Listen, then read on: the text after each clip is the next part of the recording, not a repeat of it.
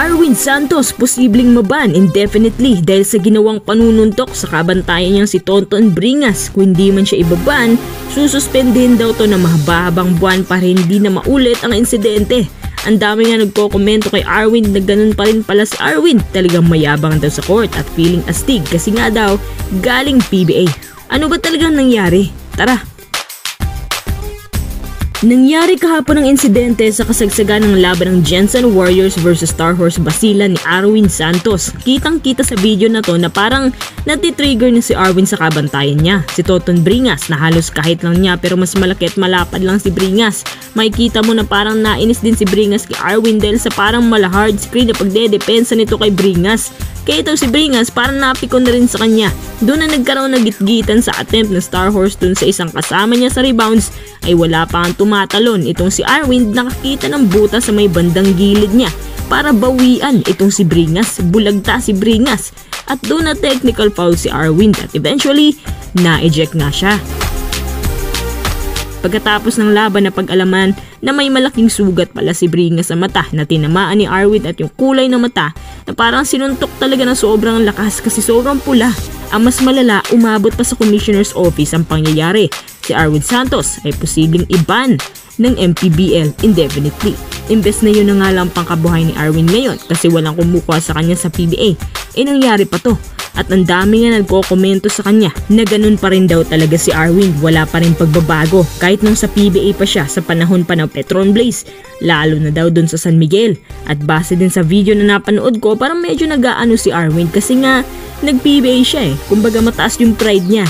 Galing siya sa isang pro league tapos nakapag-retire sa San Miguel. So parang ayaw niya maungusan na ibang big man sa MPBL. Parang ayaw din talaga ni Arwin na matalo ng isang taga-MPBL na big man. Kung may tatalo man sa kanya, yung taga-PBA dapat parang ganun. Dati nang sinabi ni Arwin na hindi raw siya mayabang dahil ganyan daw siya sa court pero sa personal di naman. Bali nung time na yon parang ganun talaga. Nadala siya ng kanyang emosyon na parang naisip niya na hindi siya pwede matalo.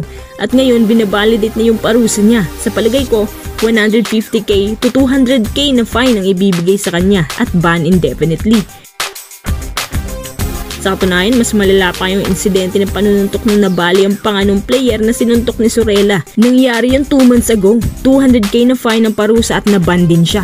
Para sa inyo mga quiz, sa isa na namang panununtok na insidente, ano kayang dapat na parusa kay Arwin Santos?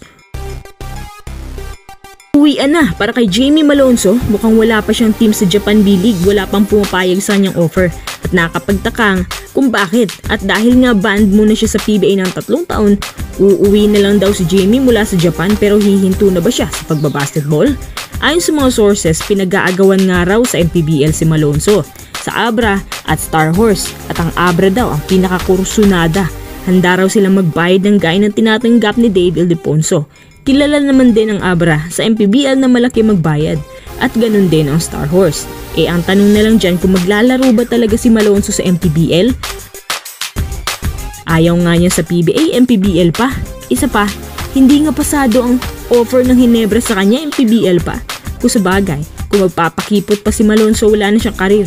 Siguro, kaya namang tapatan ng Abra ang offer ng Hinebra noon sa kanya.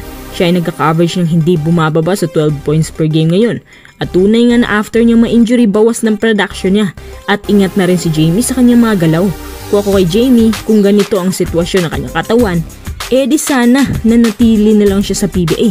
Mas lalo lang lalalang injury niya doon. Tapos ginalit pa niya ang buong Hinebra fans. Lalong lalo na yung mga boss ng Hinebra at SMC. Kahit malaki pang sasahurin mo doon. Pero kung ganito naman ang sasapitin mo tapos wala kang uuwi ang karir sa PBA, ito lang yung nagbilig na masasabi mong maling desisyon. Kasi kahit may kumuha sa kanya, hindi naman pang long term. Unless kung hindi maarte si Malonzo, pwede siya sa MPBL. Antayin na lang niya na matapos ang pagban sa kanya. Diyan na lang siya sa MPBL for 3 years. Wala namang masama doon. At least, kumikita pa rin. Good luck na lang sa'yo, Jamie Malonzo.